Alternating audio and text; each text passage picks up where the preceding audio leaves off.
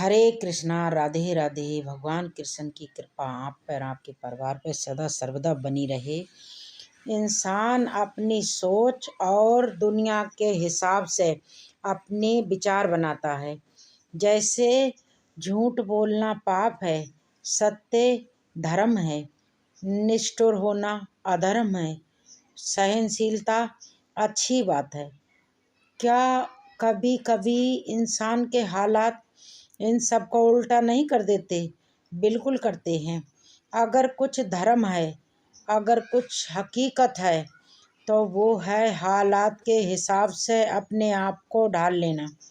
जैसे हमारी परिस्थितियां होती हैं, जैसे हमारे हालात होंगे, हमें उस हिसाब से अपने आप को बदल लेना चाहिए। जटायु याद होगा आपको, उसने रावण पे आक्रमण किया था, उसने रावण पे क्रोध किया था, लेकिन जटायु का क्रोध यहाँ पर धर्म था।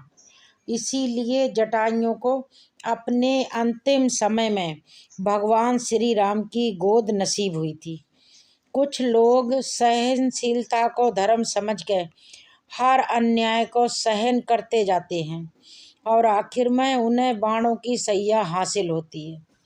यदि अकारण किसी निर्दोष के प्राण लेने की चेष्टा करे, तो उसके प्राण लेने हेतु उसका वध कर देना पाप नहीं है, बल्कि ये समय की मांग है। अकारण क्रोध स्वीकारनीय बिल्कुल नहीं होता, परंतु अगर क्रोध से कुछ अच्छा हो तो क्रोध और दंड भी धर्म है। संसार का सबसे बड़ा पाप है किसी कमजोर व्यक्ति को सताना। संसार का सबसे बड़ा दंड भी यही है, उस कमजोर व्यक्ति के दिल से निकली हुई हाय। दूध, दही, छाछ, मक्खन, घी, इन सब का वंश एक है, फिर भी इन सब की कीमत अलग अलग है। जानते हैं क्यों? क्योंकि कोई भी महान अपने जन्म से नहीं, अपने काबिलियत, अपने गुण और अपनी कलाओं से होता है। आज अगर आप मायूस हैं तो चिंता बिल्कुल मत करना, क्योंकि सही वक्त आने पर वो चमत्कार भी होगा जिसका आपको कब से इंतजार था। चिंता मत करो, एक दिन भगवान तुम्हें तुम्हारी सारी खोई हुई मुस्कुराहटें जरूर लौटा देंगे और फिर तुम पहले की तरह जरूर मुस्कुरा पाओगे। विश्वास रखिए, अगर आप किसी के लिए निस्वार्थ भाव से कुछ अच्छा करोगे तो कहीं ना कहीं आपके लिए भी बहुत अच्छा होगा। इस संसार में ज़रूर हो रहा होगा। लोग अगर कीचड़ भी उछालें तो परवाह मत किया करो, क्योंकि कोई इंसान आपको वही दे सकता है जो उसके पास होता है। एक दिन, मैं कहती हूँ सिर्फ एक दिन, बिना निंदा और बिना चुगली के बिता के देखो। मैं यकीन दिलाती हूँ आपको, शांति और खुशी आपको कहीं ढूंढनी नहीं पड़ेगी। लोगों को इस बात से कोई फर्क नहीं पड़ता कि आप खुश हैं या परेशान हैं। लोगों को फर्क तो इस बात से पड़ता है कि आप उन्हें कितना खुश रख पाते हैं। कुछ रास्तों पर इंसान को अकेले ही चलना पड़ता है। जिस रास्ते पर ना कोई दोस्त साथ चलते हैं, ना परिवार साथ चलते हैं, बस अगर कोई साथ होता है तो आपके साथ आपकी हिम्मत होती है। कभी कभी इंसान वैसा बन ही जाता है जैसा होने का दुनिया उस पर इल्ज़ाम लगाती है। मैं कहती हूँ कि कभी कभी पागल बनना भी ज़रूरी है, क्योंकि मैंने कभी किसी समझदार को खुलकर हंसते हुए नहीं देखा। इंसान का मन बहुत सारे गुनाह करता है। जब तक इंसान के मन को कोई चीज़ नहीं मिलती, बस वो उसी चीज़ को पाने के लिए उसके लिए पागल होता है। जो चीज़ मेरे मन को हासिल नहीं है, वो हर चीज़ मेरे मन को सोना ही नज़र आती है। और जैसे ही वो चीज़ मेरे मन को हासिल क्या हुई कि वो चीज़ चुक्कल तक सोना थी, वो मिट्टी बन गई। जानते हैं इसका कारण क्या है? इसका कारण यह है कि इंसान का दिल बहुत जल्दी ऊब जाता है। कभी कभी आपके साथ भी ऐसा होता होगा कि जो इंसान अभी तक आपको बहुत अच्छा लगता था, अब अक्सर उसकी बातें भी आपको चुभती हैं। ज़िंदगी बोझ लगने लगती है जब हम कुछ भी करते हैं और हम ये सोचते हैं कि मैं ही कर रहा हूँ। बल्कि मैं कहती हूँ आपसे कि कुछ भी करो तो सिर्फ ये सोचो कि ये ईश्वर मुझसे करा रहा है। कभी किसी पक्षी को आपने घोंसला बनाते हुए देखा है? कैसे एक पक्षी तिनका तिनका जोड़ के अपना घोंसला तैयार करता है और अचानक तेज़ बारिश आती है, तेज़ तूफान आता है कि उसका घोंसला हवा के साथ कहीं दूर उड़ जाता है और फिर से वही तिनका तिनका होकर बिखर जाता है। वो पक्षी फिर से अपनी हिम्मत को इकट्ठा करके और दोबारा से वही तिनका तिनका वापस इकट्ठा करता है और अपना घर तैयार करता है। मैं आपसे सिर्फ इतना कहना चाहूँगी कि जब आप छोटा एक पक्षी बुरी परिस्थितियों में हार के नहीं बैठता, हार नहीं मानता, तो हम इंसान बुरे हालातों से, अपने जीवन में आए दुखों से क्यों इतनी जल्दी हार मान के बैठ जाते हैं। यकीन मानिए, आप कोशिश करती रहिए निरंतर। हो सकता है जहाँ पर आप हार मान के बैठे हैं वहीं आपकी एक आखिरी कोशिश आपको कामयाब बना दे। जब भी आपकी हिम्मत टूटने लगे तो मेरी ये बात ज़रूर याद करना कि कोई भी पेड़ कुल्हाड़ी की एक चोट से नहीं गिरता, कोई भी चट्टान सिर्फ एक प्रहार से नहीं टूटती। सफलता के लिए बार बार लगातार इंसान को प्रयास करना पड़ता है। भगवान श्री कृष्ण कहते हैं कि संघर्ष सीखना है तो अपने पिता से सीखिए, और अगर संस्कार सीखने हैं तो अपनी माता से सीखिए। जो मन श्री कृष्ण में लगा है उससे क्या मतलब कि क्या मिला है और क्या नहीं मिला है।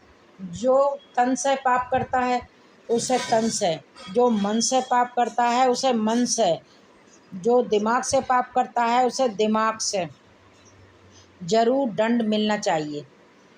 प्रार्थना कभी भगवान को नहीं बदलती, बल्कि प्रार्थना उस इंसान को बदल देती है जो प्रार्थना करता है। जानते हैं, दुनिया में अधिकांश लोग इसलिए सफल नहीं हो पाते क्योंकि विपरीत परिस्थितियां आने पर उनका साहस टूट जाता है और वो भयभीत हो जाते हैं। ध्यान रखिए, विचारों का सकारात्मक होना बहुत ज़रूरी है, तभी राह सुगम और सरल होगी। कभी किसी के लिए अच्छा बनने की कोशिश मत करो। हम अकेले आए हैं और अकेले ही चले जाएंगे।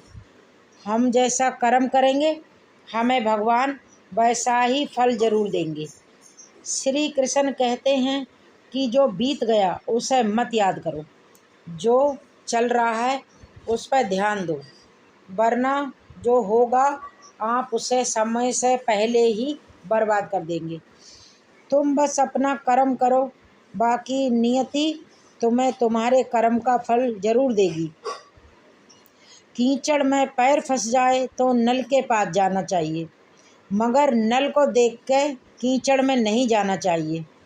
इसी प्रकार जिंदगी में बुरा समय आए तो पैसों का उपयोग करना चाहिए, मगर पैसों को देख के बुरे रास्ते पे कभी नहीं जाना चाहिए।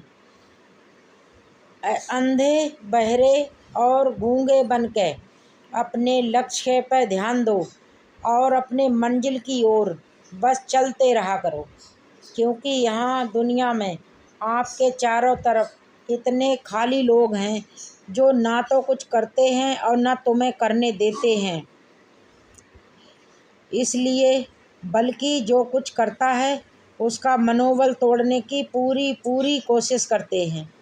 भगवान श्री कृष्ण ने गीता में कहा है कि इंसान का शरीर एक रथ की तरह होता है और बुद्धि उसकी सारथी होती है जो इस रथ को चलाती है, और मन चालक का काम करता है। शरीर में मौजूद सभी इंद्रियां घोड़े का काम करती हैं।